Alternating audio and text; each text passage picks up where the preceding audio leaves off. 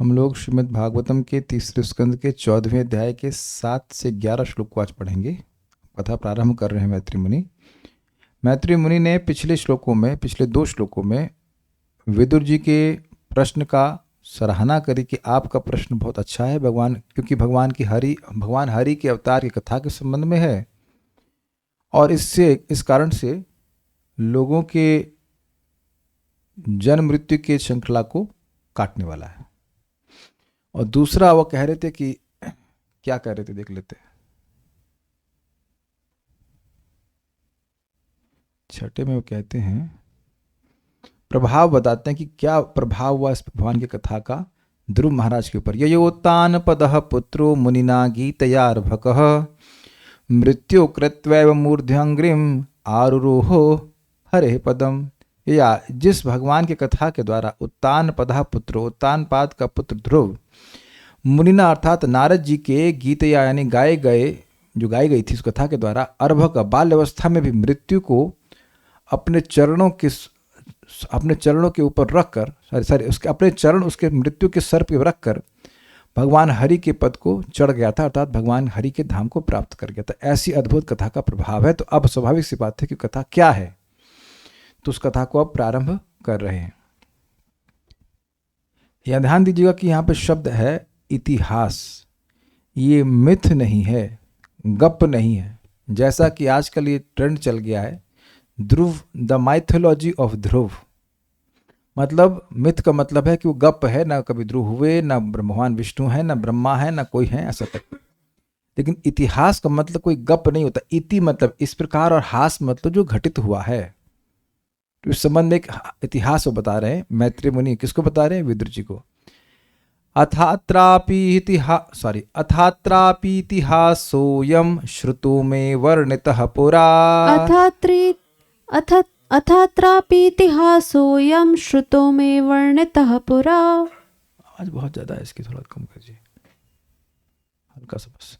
ब्रह्मणा देवदेवेन देवानामनुपृच्छताम्। ब्रह्मणा देवदेवेन देवानामनुपृच्छताम्। अथात्रापीतिहासोऽयं श्रुतो मे वर्णितः पुरा। अथात्रापीतिहासोऽयं श्रुतो मे वर्णितः पुरा। ब्रह्मणा देवदेवेन देवानामनुपृच्छताम्। ब्रह्मणा देवदेवेन देवानामनुपृच्छताम्। बोलिए। अथात्रापीतिहासोऽयं श्रुतो मे वर्णितः पुरा। अथात्रापीतिहासोऽयं श्रुतो मे वर्णितः पुरा। ब्रह्मणा देवदेवेन देवानामनुपृच्छताम्। ब्रह्मणा देवदेवेन देवानामनुपृच्छताम्।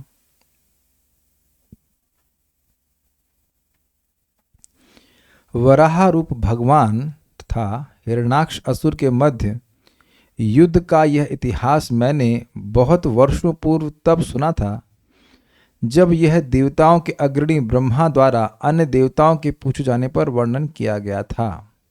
तो वेदवादी ये बताइए कि मैत्री मुनि ने ये संवाद किसके मुख से सुना था? ब्रह्मा द्वारा। वेरी गुड, सही। ब्रह्मा द्वारा अन्य देवताओं के द्वारा पूछे जाने पर, ब्रह्मा जी के द्वारा। तो आप समझ रहे हैं कि किससे सुन रहे हैं कथा ना? आप उस व्यक्ति से सुन रहे हैं जो ब्रह्मा जी की सभा में बैठने का सामर्थ्य रखता है। अब आप कहेंगे कि ऐसा आप क्यों बोल रहे हैं, जरूरत क्या है बोलने की? क्योंकि अभी जो बातें आने वाली हैं वो बड़ी अजीब सी होंगी, और वो सारी बात इस जगत में कोई पति पत्नी के बीच में अगर घटित भी हो तो पब्लिक में वे कभी चर्चा नहीं करेंगे। आप लोग जो प्रसंग पढ़ चुके हैं वो सब जानते हैं, और जो भी पढ़ेंगे तो सबके मन में ऐसे ये क्या पढ़ा रहे हैं भागवत में। लेकिन ये समझना होगा कि इसमें इस बात जो भी बातें आएंगी इससे भगवान की कथा का प्रसव होगा, भगवान की कथा जन्म लेगी। और ये जो भी बातें सुनेंगे वो सब मृत्यु के पाश को खंडित करने वाली हैं। तो ब्रह्मा जी इस इतिहास को बताए हैं देवताओं के द्वारा पूछे जाने पर। तो उसी इतिहास को मैत्री मुनि वहां उपस्थित रहे होंगे, जैसे यहां बोल रहे हैं, और वह सुने थे और उसी को वर्णन कर रहे हैं। एक और शिक्षा क्या है? अपने मन से वह कुछ नहीं बोल रहे हैं, इतने बड़े भक्त हैं, बड़े भक्त भी नहीं, महाभागवत शब्द इनके लिए आया, महाभागवत मुनि, महाभागवत हैं, लेकिन उसी कथा को बता रहे हैं जो उन्होंने ब्रह्मा जी से पूर्ववर्ती अपने आचार्य से श्रवण किया है। अनुसुश्रमा जीएस। पूरा प्राचीन काल में, ये नहीं बता रहे कब, लेकिन बहुत पुराने समय में, देवानाम, ये पूरा इसलिए कह रहे हैं क्योंकि ये जो घटना अभी हो रही है 5000 साल पुरानी है। ये जो घटना है, मैत्री मुनि विदुर जी से बात कर रहे हैं तो 5000 साल पुरानी है, लेकिन ये जो घटना है ये तो लाखों करोड़ साल पुरानी है, तो इसलिए कह रहे हैं पूरा प्राचीन काल में। देवानाम अथ अत्र, देवताओं के द्वारा इस विषय में अनुपृच्छताम, पूछने पर कि वराहदेव और हिरण्याक्ष का युद्ध क्यों हुआ। देव देवेना, देवताओं में अग्रणी, अर्थात जैसे यहाँ देवताओं के लोग पास लोग जाते हैं प्रार्थना करने के लिए, ऐसे देवता ब्रह्मा जी के पास जाते हैं, तो ब्रह्मा जी देवताओं के देवता हैं, इसलिए कह रहे हैं देव देवेना ब्रह्मणा, यानी ब्रह्मा जी के द्वारा वर्णित अयम इतिहास अपि में श्रुतः, कही गई ये कथा भी मैंने सुनी है, अपने मन से नहीं कह रहा। थात्र अपि इतिहासोयम, अब इस विषय में, यानी कि वराहदेव और हिरण्याक्ष के युद्ध के विषय में, अयम इतिहास भी, अयम इतिहास अपि, यह इतिहास भी, श्रुतो, मैंने सुना है, श्रुतो में मतलब मेरे द्वारा सुना गया है, वर्णितः पुरा, जिसे पहले बोला गया था, किसके द्वारा बोला गया था, ब्रह्मणा, ब्रह्मा जी के द्वारा। उनकी क्या विशेषता है, तो कह रहे देव देवेना, देवताओं के भी देव हैं। काहे बोले वो, तो कह रहे देवानाम अनुपृच्छताम, जब देवताओं के द्वारा वह पूछे गए तब बोले। ओके, श्रीधरी, वराह भगवान और हिरण्याक्ष के में हुए युद्ध का कारण बतलाने के लिए मैत्री जी इतिहास का वर्णन करते हैं। देवताओं द्वारा इस विषय में कारण पूछे जाने पर प्राचीन काल में ब्रह्मा जी ने जिस इतिहास को बतलाया उसे मैंने सुना है और उसे आपको सुना रहा हूं। अब आगे क्या सुना रहे मेरे पीछे बोलिए। दितिर्दाक्षायणी क्षत्तर मारीचम कश्यपम पतिम, दितिर्दाक्षायणी क्षत्तर मारीचम कश्यपम पतिम, अपत्य कामचक में संध्यायाम हृच्छयार्दिताः, अपत्य कामाचक में संध्यायाम हृच्छयार्दिता, दितिर्दाक्षायणी क्षत्तर मारीचम कश्यपम पतिम, दितिर्दाक्षायणी क्षत्तर मारीचम कश्यपम पतिम, अपत्य कामाचक में संध्यायाम हृच्छयार्दिता, अपत्य कामाचक में संध्यायाम हृच्छयार्दितः, दितिर्दाक्षायणी क्षत्तर मारीचम कश्यपम पतिम, दितिर्दाक्षायणी क्षत्तर मारीचम कश्यपम पतिम, अपत्य कामाचक में संध्यायाम हृच्छयार्दिता, अपत्य कामाचक में संध्यायाम हृच्छयार्दिता। दक्ष कन्या दिति ने कामेच्छा से पीड़ित होकर संध्या के समय अपने पति मरीचि पुत्र कश्यप से संतान उत्पन्न करने के उद्देश्य से संभोग करने के लिए प्रार्थना करी। देखिए, कुछ बातें समझनी होंगी। ये कौन है दक्ष और किनकी कन्या के बारे में बात हो रही। देखिए, ब्रह्मा जी के पहले पुत्र कौन है, 4 कुमार, तो उनको तो गृहस्थ से कोई मतलब नहीं, ठीक है। उसके बाद कौन पैदा हुए, रुद्र पैदा हुए। तो रुद्र ने जो संतान उत्पन्न करी, सबको डिस्टर्ब करने वाली थी, तो भगवान ने उनको बोल दिया, भगवान ब्रह्मा जी ने उनको बोला कि आप जाके तपस्या करिए। याद है सब बातें। और उसके बाद क्या किए थे, 10 पुत्रों की सृष्टि किए थे, उसमें नारद जी भी एक थे। तो उसमें 9 तो गृहस्थ हुए, नारद जी ब्रह्मचारी रह गए। तो उसमें एक थे दक्ष, और दक्ष की कन्याएं हुई, कितनी हुई भूल रहा हूँ, 16 थी कि 60, 16 थी जहाँ था मुझे स्मरण, 16 थी कि 60 थी, नंबर भूल रहा हूँ, लेकिन कुछ कन्याएं थी। तो वो जो दक्ष की कन्याएं थीं उनमें दिति नहीं है। 16 कन्या थी, हाँ ठीक है। तो 16 कन्याओं में दिति का नाम नहीं है, उसमें सती आती हैं, ध्यान रखिएगा। उसमें सती, यस, उसमें सती आती हैं। अरे भाई सुनो तो सही कथा पहले आप। तो ये जो दक्ष हैं जिनके बारे में बता रहा हूं, वो हो गए पहले मतलब ब्रह्मा जी के 3rd बैच वाले लड़के, ठीक है। अब उनकी जितनी भी लड़कियां हो, 16 हो 60 हम नहीं जान रहे, लेकिन उसमें एक सती आती, सती की शादी शिव जी से हुई थी। उन दक्ष ने किया एक यज्ञ, और उस यज्ञ में शिव जी को नहीं बुलाया। तो इस वजह से, और उस पर भी सती माता गई, क्योंकि पिताजी हैं, और शिव जी मना भी किए थे, देखो अपमान होगा मेरा और तुम सहन नहीं कर पाओगे, मरोगे, जो कुछ भी है, तुम मानी नहीं। जो भी रहा, तो गई और उसके बाद वह देखी कि शिव जी का अपमान हुआ है, उनके पिता ने उनका तिरस्कार किया क्योंकि उनका संबंध शिव जी से है, तो वह मर गई, वहीं पे आत्मदाह करके मर गई। तो इस पे गुस्सा होकर शिव जी ने वीरभद्र को भेजा और वह वीरभद्र उनका गला काट दिया। तो अब वह उसके बाद उनके ऊपर बकरे का सर लगाया गया। तो उनको बहुत दुख लगा, वो शिव जी से माफ़ी भी मांगे, लेकिन बहुत दुख लगा उनको, किसी के सर पे बकरे सर लगा दे तो दुख लगेगा ही। तो वह अब तपस्या करके शरीर को त्याग दिए। अब दोबारा वो जन्म लिए हैं किसके रूप में? वो चाक्षुष मनवंतर में प्रचेताओं के 10 प्रचेताओं के एक बेटे दक्ष के रूप में पैदा हुए हैं। समझ में आ रहा है बात? और उन दक्ष की फिर पुत्रियां हुई, उनमें से 13 पुत्रियों की शादी हुई है कश्यप मुनि से, जो कश्यप मुनि मरीचि के बेटे हैं। और मरीचि कौन है? ब्रह्मा जी के जो 10 बेटे थे उनमें से मरीचि मुख्य थे, मतलब एक थे। कुछ समझ पा रहे हैं बातें? तो मरीचि के ही बेटे हुए कश्यप, और वो स्वयंभू मनु से लेकर के चाक्षुष मनवंतर तक चलते यार, मरे नहीं वो। ये बात थोड़ा यहां समझ लीजिएगा, आगे फिर आप लोग उलझेंगे इस बातों में।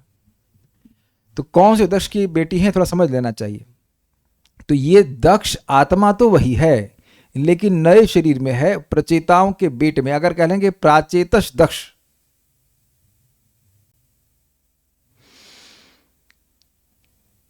जो प्राचेतस दक्ष मतलब ब्रह्मा दक्ष नहीं, ब्रह्मा के बेटे दक्ष नहीं, जो प्रचेताओं के बेटे दक्ष थे उनकी बेटी थी दिति। अन्य अदिति भी बेटी हैं, दिति भी बेटी हैं, धनु भी हैं, 13 उनकी कन्या, उनकी शादी हुई थी कश्यप मुनि से। तो उन दिति ने अब कश्यप मुनि से संतान इच्छा के लिए और ऑब्वियसली काम से प्रेरित होकर के संतान प्राप्ति की इच्छा व्यक्त करी। समझ में आ गया सारी हिस्ट्री? अब हम मजाक तो नहीं बनाएंगे। एक भक्त पूछ रहे हैं, प्रभु जी हमको ये समझ में नहीं आ रहा है कि मैत्री मुनि ब्रह्मा जी के पास कैसे थे। तो इसका उत्तर हम ये देंगे कि लगता है बस खाली यही बात समझ में नहीं आई है और बाकी सारी बात समझ में आ गई है। जो व्यक्ति भगवान जब अपने वापस जा रहे धाम में, वहाँ उनको अलाउ किया गया कि भगवान की बात सुन सकें, उनके बारे में अब क्या कह सकते हैं? हम लोग क्या सोचते हैं? कितनी उम्र है राजकुमार प्रभु? 50। अरे बड़ी लंबी उम्र। यहाँ 55-60 को बहुत लंबा मानते हैं, कुछ भी नहीं है।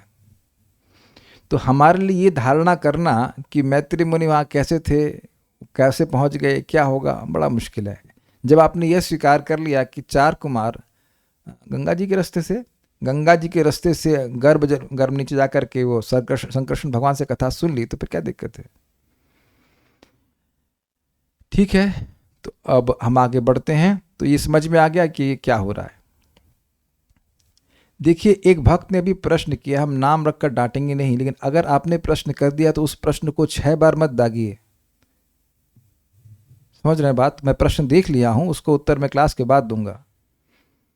ये नहीं अब प्रश्नोत्तर ही हो जाएगा, फिर क्लास कथा नहीं हो पाएगी ना, और आपका प्रश्न प्रासंगिक भी नहीं है। तो भी एक बार कर दिया बस सफिशिएंट, मुझे दिख जाता है वो। ओके। क्षतः, हे विदुर जी, दाक्षायणी दक्ष प्रजापति की पुत्री। वेदवाद ने बताइए कौन से दक्ष? प्रचेताओं के पुत्र। वेरी गुड, ठीक है चाक्षुष मनवंतर जी, गुड। ये बात ध्यान रखिएगा क्योंकि अभी आगे जाके आप सुनेंगे कश्यप मुनि शिव जी को अपना दामाद कहेंगे, तब मैं पूछूंगा कि दामाद कैसे हुए। तो दिमाग घूम जाएगा उसमें। अभी रुक जाइए, अभी तो सुनिए। यहाँ पे दक्ष प्रजापति की पुत्री दिति ने संध्या के समय ऋतशय का अर्थ यह है काम। इसका क्या मतलब है? बहुत अच्छा अर्थ है इसका। ऋत मतलब हृदय और शय मतलब शयन करने वाला। तो अपने जीवन में हम देखेंगे कि हम लोग हमेशा कामातुर नहीं होते, हमेशा काम से प्रभावित नहीं होते हैं, लेकिन ये काम सोया रहता है। लेकिन कभी कभी हमारे पूर्व कर्म के वश या जो भी है संगत की वश ये काम जागृत हो जाता है। अभी मत कहना कि अनुभव नहीं किया। सब अगर आप ऐसा कहते हो कि आपने कभी अनुभव नहीं किया है, तो या तो आप स्पिरिचुअल बॉडी में हैं और या फिर आप झूठ बोल रहे हैं। ओके, तो स्पिरिचुअल बॉडी में तो मुझे लगता नहीं कि अभी कोई है, तो अगर कोई ऐसा नहीं होता है तो वह झूठ बोल रहा है। दिस इज, जब देवताओं में ऐसा हो रहा है तो इंसानों का तो कहना ही क्या। हृदय का, it can be not only for female और male association, can be for anything. Car चाहिए, ये चाहिए, वो चाहिए, चुपचाप बैठे एकदम से कोई भोग की इच्छा आ जाती है। इट कैन बी एनी भोग, कोई भी भोग, छूने का, देखने का, स्पर्श, कुछ भी हो सकता है। तो ये इसीलिए इसको हृतशय कहा जाता है, जो सोया रहता है तो वह जागृत हो गया। तो हृतशय यानी काम से अर्धतः पीड़ित होकर अपत्य कामा। तो देखिए इंटरेस्टिंग बात है, केवल वह कामुक थी ये बात नहीं है। अपत्य मतलब संतान की इच्छा से। पतिम मारीचम, अपने पति मरीचि नंदन कश्यप से चकमे अर्थात प्रार्थना की थी। अब बड़ी इंपॉर्टेंट बात है, प्रभुपाद जी, अब उस वक्त कुछ लोग उससे सहमत ना हो, प्रभुपाद तात्पर्य में कहते हैं कि एक स्त्री की इच्छा होती कम से कम 6 किड्स, मतलब 6 बच्चे हो। पता नहीं I am not a lady, but Prabhupada से बोलते 6 बच्चे हो। तो खैर जो भी है, आजकल नहीं होता होगा, एक आध दो तो चाहते होंगे नॉर्मली। हाँ, एकदम नहीं चाहते सारे लोग, तो ऐसा नहीं कह सकते एकदम नहीं चाहते, चाहते हैं लोग, ये नेचुरल होता है बच्चों के लिए, सॉरी स्त्रियों के लिए। अब उस जमाने में लोग अधिक चाहते थे। भक्ति ठाकुर जी के कितने बच्चे, 13 बच्चे थे ना, 13 थे। हमारी दादी की 7 संतान थी। आप लोगों की अभी किसी की होंगी, दादी की, चाचा की, 7, 6, 7 तो ऐसे रहता था। तो ऐसे मतलब जनरली इच्छा होती है, उनको अच्छा लगता है इस प्रकार से। तो अब बात क्या है, अदिति की संतान हो गई, अन्य इनकी जो सौत कहेंगे उनकी संतान हो गई, इनकी संतान नहीं हुई, तो इस कारण से विशेष रूप से पीड़ित थी। तो इसलिए एकदम से वो जो नेगेटिव भावना रखनी नहीं चाहिए कि एकदम कोई कामुक स्त्री थी और बस वैसे। लेकिन अब इतना इच्छा बढ़ गई कि वह समय भी नहीं देखी। संध्या का समय भगवान पे ध्यान करने के लिए होता है। ये मतलब ये सब काम इसके लिए नहीं होता। संध्या के समय सोना भी वर्जित होता है। एक्चुअली संध्या के समय खाना भी नहीं खाना चाहिए, उससे पहले ले लीजिए या उसके बाद में आप जो भी लीजिए, लेकिन बेस्ट है पहले ले लीजिए। लेकिन ये सब कार्य करने के लिए नहीं होता है। लेकिन एक श्लोक आप इसी में सुनेंगे, भागवत में सुनेंगे, कामातुरम न भयम न लज्जा। जब व्यक्ति कामातुर हो जाता है, काम से पीड़ित हो जाता है, तो वह अब न तो किसी चीज का भय करता है और न उसको लज्जा होती है। इसको भैया आप पूछेंगे, अभी देखिएगा, पूछेंगे अभी उनके पति पूछेंगे, तुमको लज्जा नहीं आ रही है? तो ये सब बातें, लेकिन we have to take it with a grain of salt. इसकी आगे की कहानी देखेंगे तो आप जानेंगे कि भगवान की इच्छा थी कि उनके पार्षद असुर के रूप में जन्म लें। तो इसलिए आवश्यक था ये कि गलत समय में संग हो, ताकि बहाना मिले कि इस समय होने से देखिए असुरवादी पैदा हो रहे हैं। अब आजकल तो कोई विवेक रखा नहीं जाता, तो अगर असुर पैदा हो तो उसमें आश्चर्य की बात नहीं है। दितिर दाक्षायणी शतर, हे शतर, हे विदुर जी। दिति जो दक्ष की पुत्री थी, मारीचम कश्यपम पतिम, मारीच के पुत्र अपने पति कश्यप को अपत्य कामा चक में, बेटे की संतान की इच्छा से उन्हें प्रार्थना करी। तो उसमें गलत किया है करती, तो कहते हैं संध्यायाम, संध्या के समय करी। संध्या के समय, संध्या के समय क्यों करी? क्या उनका विवेक नहीं था? तो कहते हैं हृच्छयार्दिता, क्योंकि उनके हृदय में वो जो सोया रहता अर्थात काम, उसके द्वारा वह पीड़ित हो गई थी। तो ध्यान दे रहा हूं कि संग की कामना तो है ही, लेकिन सबसे बड़ी जो कामना है स्पष्ट है कि अपत्य कामा, संतान की इच्छा थी। So you can't just label Diti as a lusty woman और समथिंग लाइक दैट, बहुत अपराध बन जाएगा। वो भगवान की भक्त हैं, अब इस समय वो भगवान की इच्छा से इस अवस्थिति में है। देवताओं के प्रश्न को, श्रीधरी, देवताओं के प्रश्न को प्रस्तुत करने के लिए पहले हिरणाक्ष और हिरण्यकशिपु की उत्पत्ति का प्रसंग दिति इत्यादि श्लोक के द्वारा इस अध्याय की समाप्ति पर्यंत बतलाते हैं। मतलब देवताओं ने ब्रह्मा जी से क्या पूछा, क्यों पूछा, उसको बताने के लिए बता रहे हैं कि क्यों ये हिरणाक्ष हिरण्यकशिपु पैदा हुए। देखिए बात हम बता ही दे रहे हैं कि हिरणाक्ष हिरण्यकशिपु जब माँ के गर्भ में भी थे तो भी पूरे अंधकार में, पूरे विश्व में अंधकार छा गया था। तो इस पर देवताओं ने पूछा था ये क्या हो रहा है। तो सब बातें समझाने के लिए, ये क्यों हो रहा है सब बताने के लिए सब बात बोलते हैं। महर्षि मरीचि के पुत्र महर्षि कश्यप थे, और मरीचि किसके पुत्र हैं? ब्रह्मा जी के। वे दिति के पति थे। कौन दिति के पति थे? कश्यप थे। एक बार सायकाल की बेला में दिति कामार्थ हो गईं और महर्षि कश्यप से पुत्र प्राप्त करने की इच्छा से उनसे संगम करने की इच्छा की। मैं बार बार रिपीट कर रहा हूं कि केवल संग की इच्छा नहीं थी, मुख्य कारण था पुत्र प्राप्ति की इच्छा। चलिए आगे पढ़ते हैं। इष्ट्वाग्नि जिह्वं पयसा पुरुषं यजुषां पतिम् इष्ट्वाग्नि जिह्वं पयसा पुरुषं यजुषां पतिम् निम्लोचत्य अर्क आसीनम् अग्न्यागारे समाहितम् निम्लोचत्य अर्घ आसीनम् अग्न्यागारे समाहितम् इष्ट्वाग्नि जिह्वं पयसा पुरुषं यजुषां पतिम् इष्ट्वाग्नि जिह्वं पयसा पुरुषं यजुषां पतिम् निम्लोचति अर्क आसीनम् अग्न्यागारे समाहितम् निम्लोचत्यर्क आसीनम् अग्न्यागारे समाहितम्। बोलिए। इष्ट्वाग्नि जिह्वं पयसा पुरुषं यजुषां पतिम् इष्ट्वाग्नि जिह्वं पयसा पुरुषं यजुषां पतिम् निम्लोचत्यर्क आसीनम् अग्न्यागारे समाहितम् निम्लोच्यत्य अर्क आसीनम् अग्न्यागारे समाहितम्।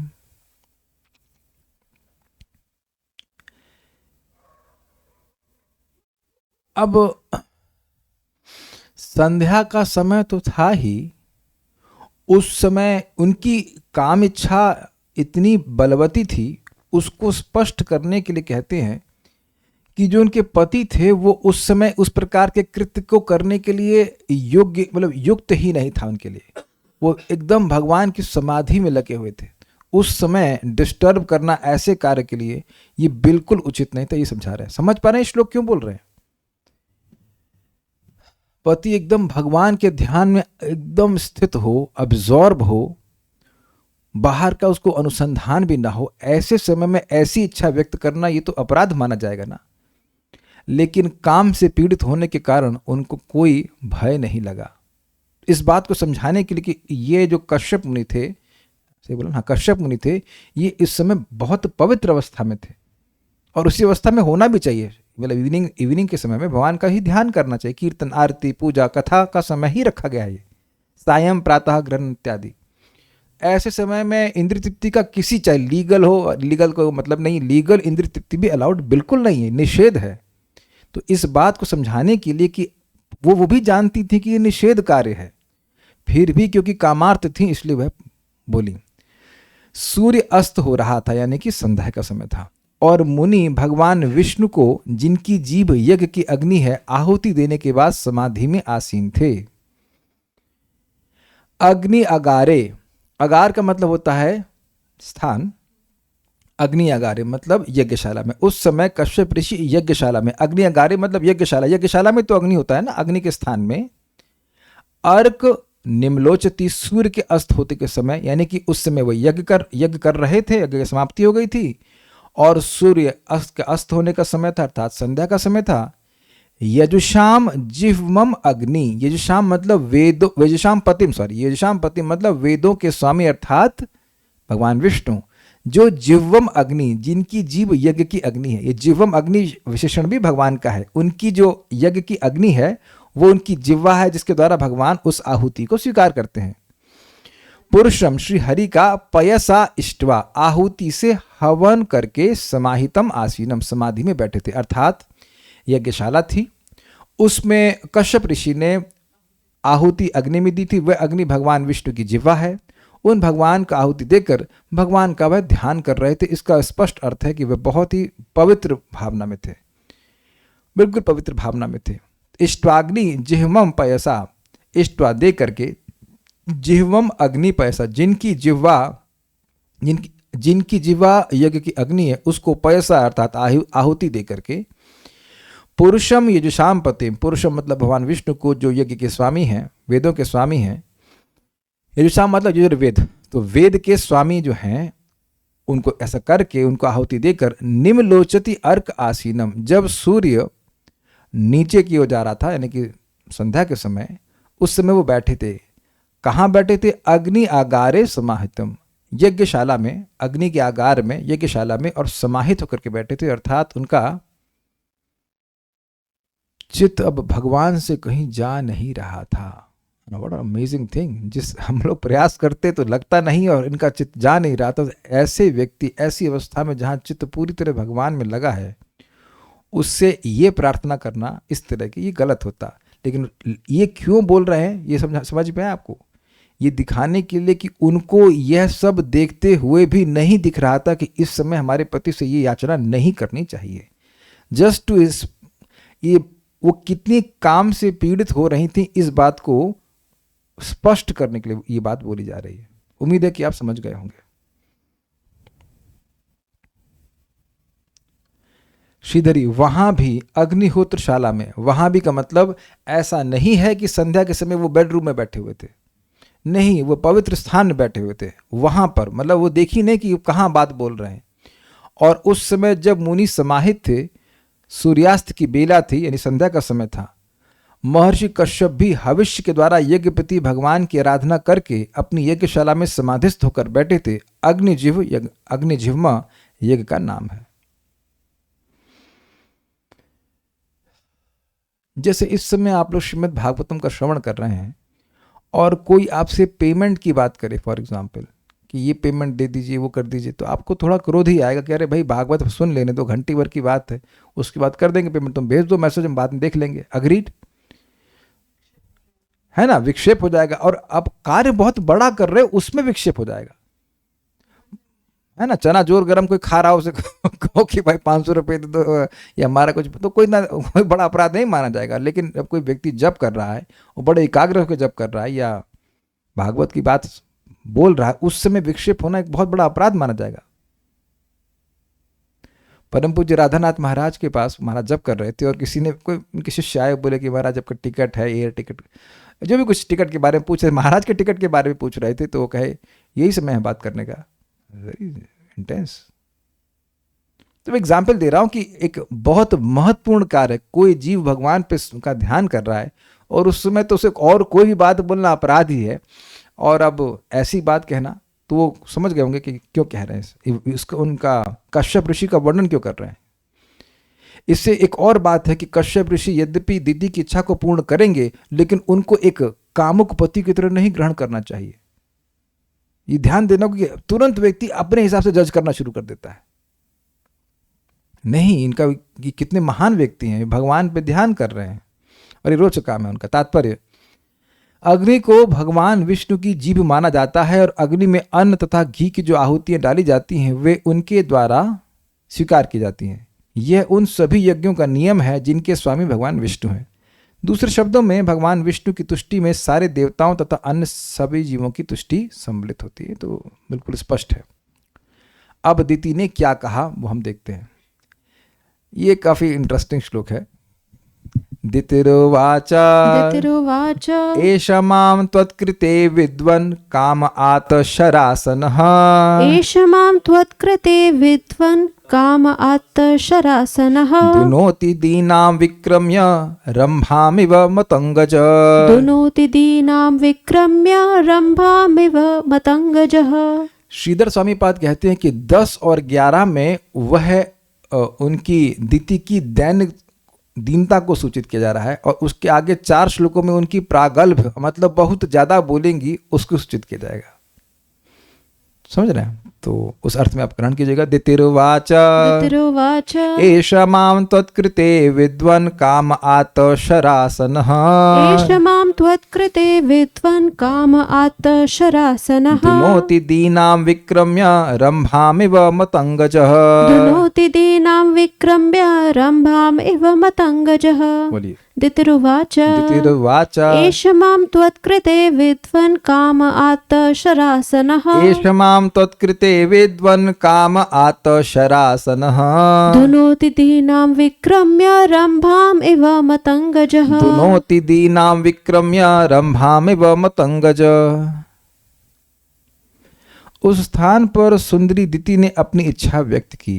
हे विद्वान, कामदेव अपने तीर लेकर मुझे बलपूर्वक उसी तरह सता रहा है जिस तरह उन्मत्त हाथी एक केले के वृक्ष को झकझोरता है। मतलब वो केवल झकझोरता नहीं है, वो उठा करके उखाड़ कर फेंक देता है। दितिरुवाच, दिति ने कहा, एवं मतंगज, जैसे मतवाला हाथी रंभाम, रंभा का मतलब केले के वृक्ष, केले के वृक्ष को झकझोरता है, उसी प्रकार विद्वन, हे मुनिवर आप समझ रहे हो, ऐशा कामदेव, काम मतलब कामदेव, शरासन, शरासन मतलब तीर, आत्म मतलब लेकर, स्वीकार कर कर। अब जानते हैं कि काम के 5 बाण होते हैं, कामदेव के 5 बाण होते हैं, तो वो तीर लेकर के माम दीना, मुझ अबला पर विक्रम्य, पराक्रम प्रकट कर रहा है। मतलब कहने का अर्थ बड़ा इंटरेस्टिंग है। मान लीजिए किसी की पत्नी हो और कोई दूसरा पुरुष उस पर तीर से प्रहार करे तो लड़की क्या, स्त्री क्या करेगी? तो कह रही, कहने का अर्थ है अपने दैन्य को प्रस्तुत कर रही कि मुझे बचाइए, ये मुझे मार रहा है, मैं क्या कर सकती हूँ। विक्रम्य मतलब अपना पराक्रम मुझ पर दिखा रहा है। और अब बड़ा इंटरेस्टिंग है, त्वत्कृते दुनोति, आपके लिए पीड़ित करता है। इसको आप टीका में पढ़िएगा, बहुत मजा आएगा।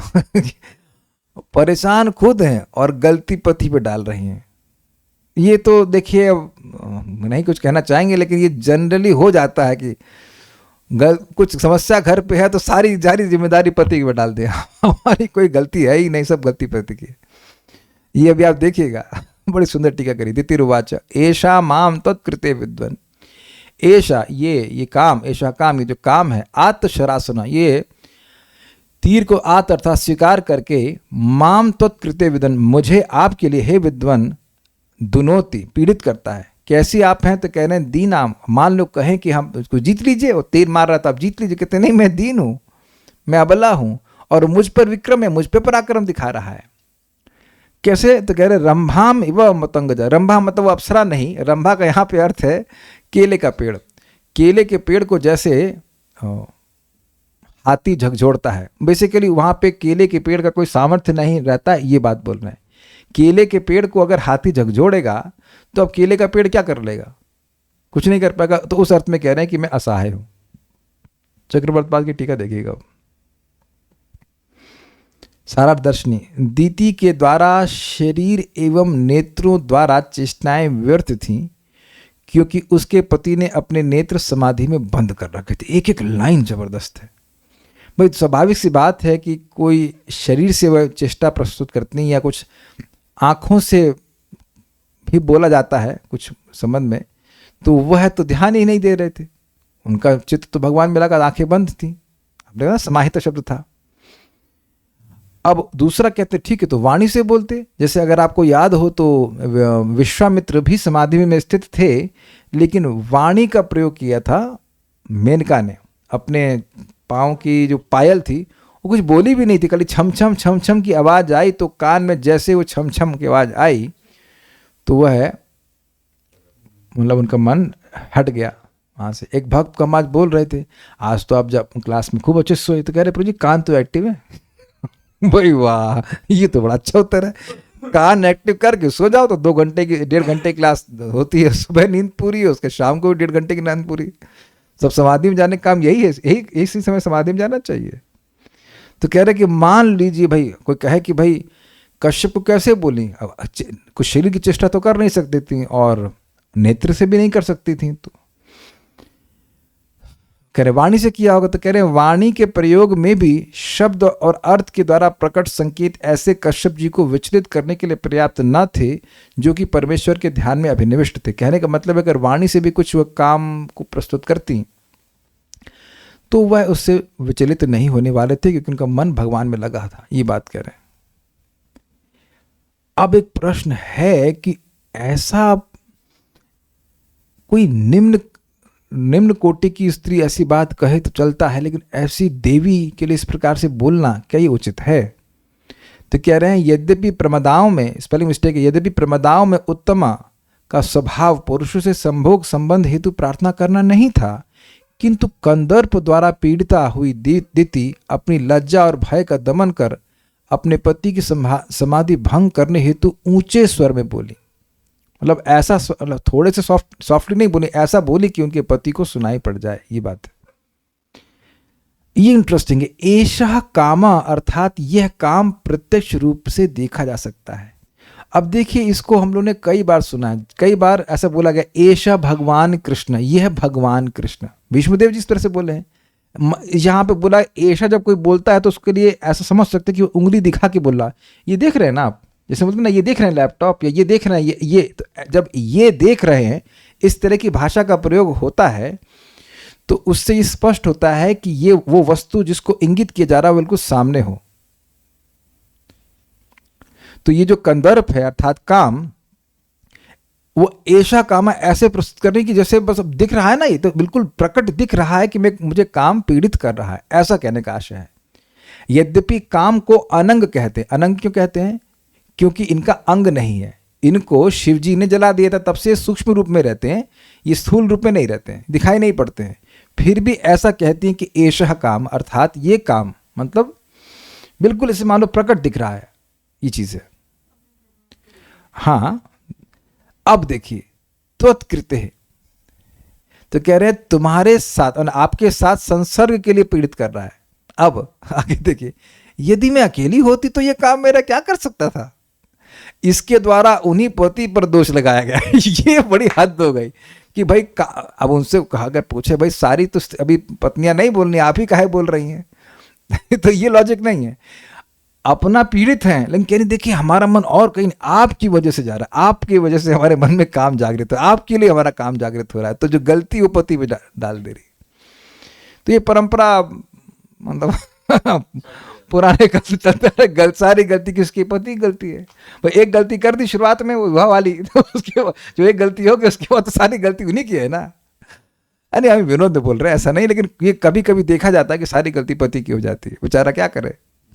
अब बताइए क्या गलती है? वो चारे समाधि में बैठे हुए हैं, कुछ नहीं, लेकिन जबरदस्ती बोलना त्वत्कृत्य। त्वत्कृत्य हमको बड़ा मजेदार लगा था भाई, त्वत्कृत्य कुछ नहीं, वो तो अपना मस्त मतलब भगवान का भजन कर रहे, कह रहे आपके पर हो रहा है। अच्छा, उसके बाद कह रहे हैं कि अगर वो आप पर तीर चला रहा है तो अपनी रक्षा करिए। तो कह रहे हैं दीनाम दुनोति, मैं दीन हूं, ये मुझे कष्ट दे रहा है। अब ये तो बुरा नहीं मानेगा भाई, हमारे ऑडियंस बहुत सारी माता जी का ब्रह्मास्त्र है, मैं क्या कर सकती हूँ, मुझे बचाइए, मेरी रक्षा करिए। ये टेक्निक ही है।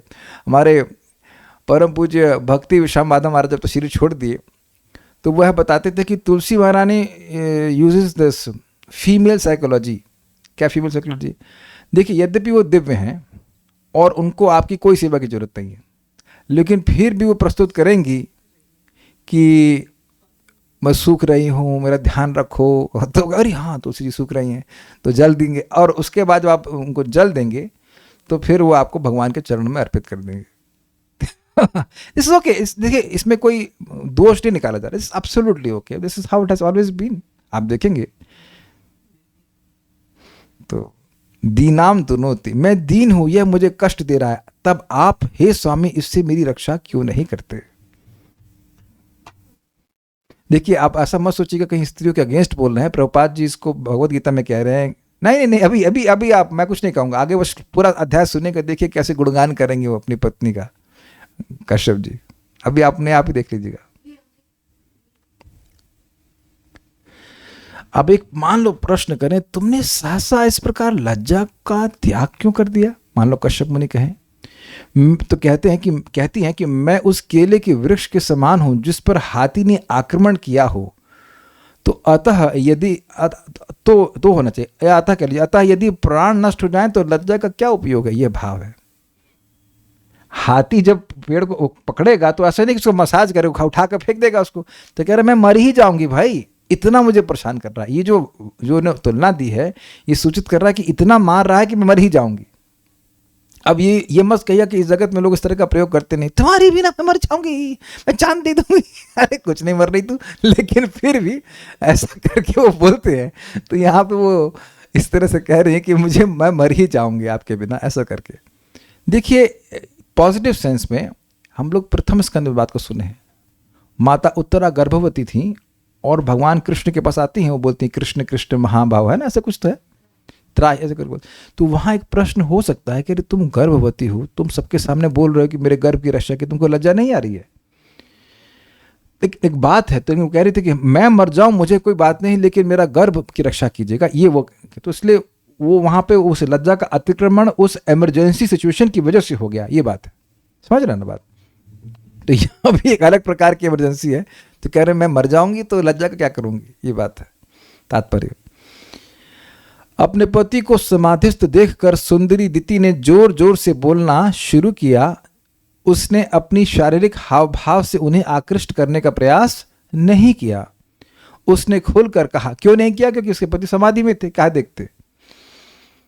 उसने खुलकर कहा कि उसकी पति की उपस्थिति के कारण उसका सारा शरीर कामेच्छा से उसी तरह पीड़ित हो रहा है जिस तरह उन्मत्त हाथी द्वारा केले का वृक्ष झकझोरा जाता है। अब एक बात ध्यान दीजिए, क्या पति से आधी शादी हुई है? नहीं, तो ये सब भगवत इच्छा से हो रहा है। ये मत आक्षेप करिए कि दीदी को कोई समझ नहीं कि कब क्या बोलना चाहिए। भगवान किससे किसको कब किस चीज के लिए प्रेरित करेंगे हम समझ नहीं सकते हैं। ये भगवत इच्छा से ही हो रहा है। दीदी महान डिवोटी हैं, आप आगे देखना, बहुत जबरदस्त व्रत करी हैं। इतना अच्छा व्रत करी कि इंद्र इनके बच्चे को मार भी नहीं पाए थे, इतना शक्तिशाली थे। तो ये ध्यान देना होगा कि जो कुछ भी हो रहा है भगवान की इच्छा से हो रहा है। तो ऐसा है। यद्यपि समाधि में लीन पति को चलायमान करना उसे स्वाभाविक नहीं लगा, किंतु वे अपनी प्रबल कामशुधा को रोक नहीं पाई। उसकी कामेच्छा उन्मत्त हाथी के समान थी, अतएव उसके पति का यह पहला कर्तव्य था कि उसकी इच्छा पूरी करके उसे सभी तरह का संरक्षण प्रदान करे। एक श्लोक और देखते हैं।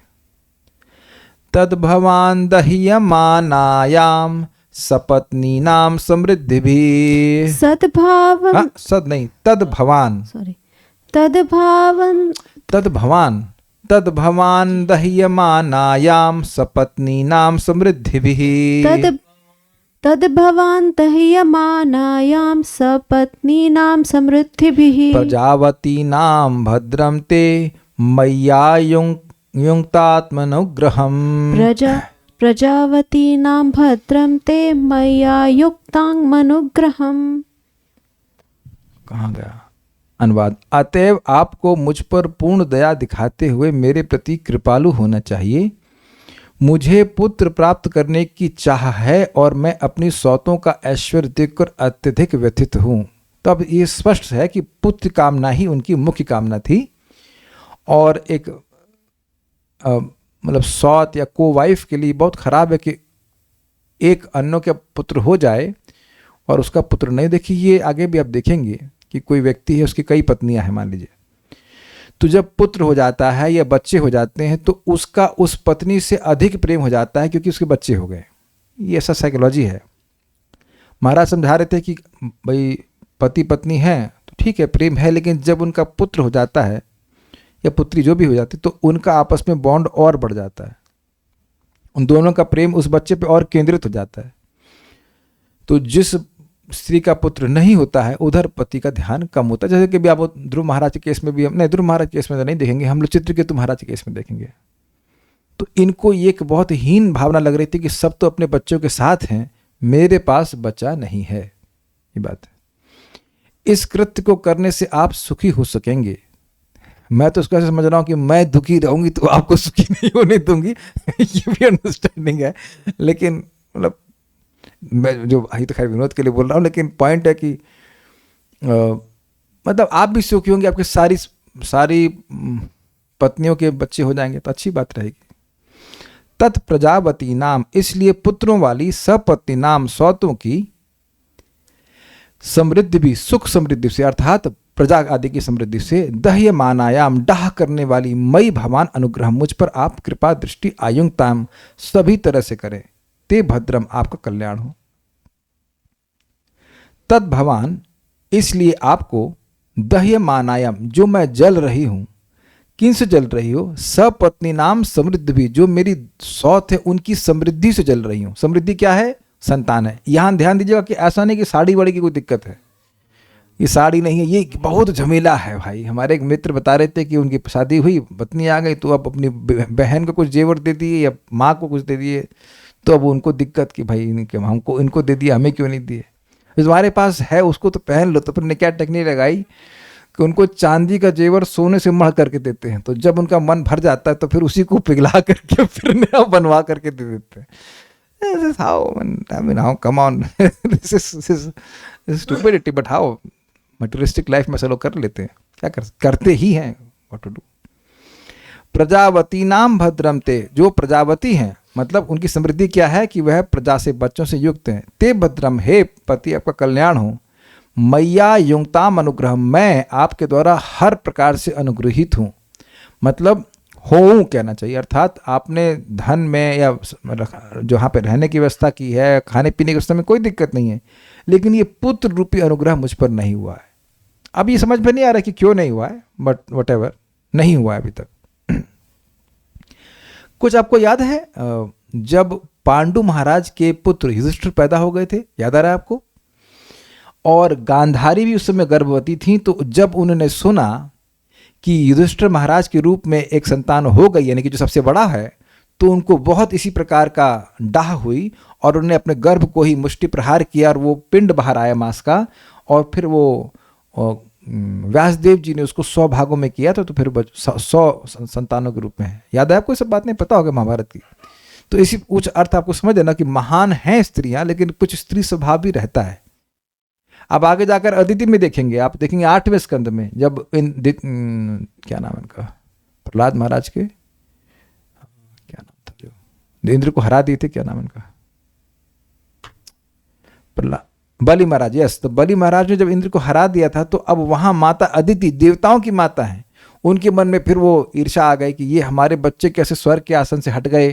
तो उनकी फिर भगवान विष्णु की आराधना करती हैं कि ये बलि मार दिए जाएं, हमारे बच्चे को राज मिल जाए। ये आपस में ही हैं, ये सब सपत्नियां हैं, और अपने ही काइंड ऑफ स्टेप सन्स होंगे ना, स्टेप सन के पीछे या ग्रैंड सन्स के पीछे ऐसे भावना रहती है। तो जब देखिए डिवोटी भी हैं और देवी भी हैं, जब ये स्वभाव वहाँ विद्यमान है, तो आप हम यहाँ कैसे कह सकते हैं कि ये स्वभाव ना विद्यमान हो? ये मेरे शब्द नहीं है, आप एक लेक्चर है परम पूज्य वृंदावन चंद्र महाराज बोल रहे हैं, और यही पुरुषों पे भी है। ऐसा हमको सोच लेना चाहिए कि हम तुरंत गुणों से मुक्त हो जाएंगे। स्त्री स्वभाव और या पुरुष स्वभाव ये तो डोमिनेंट हो ही जाता है, बट इसका मतलब ये नहीं कि व्यक्ति भक्त नहीं बन सकता है, बट ये आ जाता है, इसलिए आश्चर्य मत कीजिए। देवताओं के बारे में बात हो रही है ना यहाँ पे। ब्रह्मा जी के ग्रैंडसन की पत्नी के बारे में बात हो रही है। So they not ordinary people, but somehow ऐसा है। भगवान इस बात को गीता में बताएं कि पूरे विश्व में ऐसा कोई नहीं, मतलब विश्व मतलब तीनों लोकों में ऐसा कोई नहीं है जो गुणों के प्रभाव से मुक्त हो। तो है ऐसा गुणों का प्रभाव। मुझ पर अनुग्रह कीजिए। अनुग्रह का अर्थ स्पष्ट है। श्रीधरी आयुंक्षताम, अर्थात आप मुझ पर अच्छी तरह पूर्ण रूप से कृपा करें, अर्थात संतान प्रदान करें। सारा दर्शनी, मैं केवल भोग वासना से ही पीड़ित नहीं हूं, अपितु मुझे पुत्र की भी तीव्र इच्छा है। अतः आयुक्ताम, अर्थात मुझ पर पूर्ण कृपा करें। स्पष्ट है। तात्पर्य, भगवद गीता में संतान उत्पत्ति के लिए संभोग को धर्मोचित बताया गया। धर्म विरुद्ध भूतेषु कामोस्पि भरतर्षभ, किंतु केवल इंद्रिय तृप्ति के लिए कामोन्मुख होना उचित नहीं है। तो इस बात को बता रही हैं कि मैं ऐसा नहीं कि केवल कामोन्मुख हूं, अपितु संतान चाहती हूँ। संभोग के लिए अपनी पति से दिति की याचना में ऐसा कुछ नहीं था कि वे कामिच्छा से पीड़ित थीं, अपितु वह पुत्र चाहती थी। तो पॉइंट क्या कि वो केवल कामिच्छा से पीड़ित नहीं थी, तो वो संतान चाहती थी, ये कामना थी। चूंकि उसके कोई पुत्र ना था, इसलिए वह स्वयं को अपनी सौतों की अपेक्षा हे समझ रही थी। ध्यान दीजिए कि कश्यप ऋषि नहीं समझ रहे थे, लेकिन ये समझ रही थी।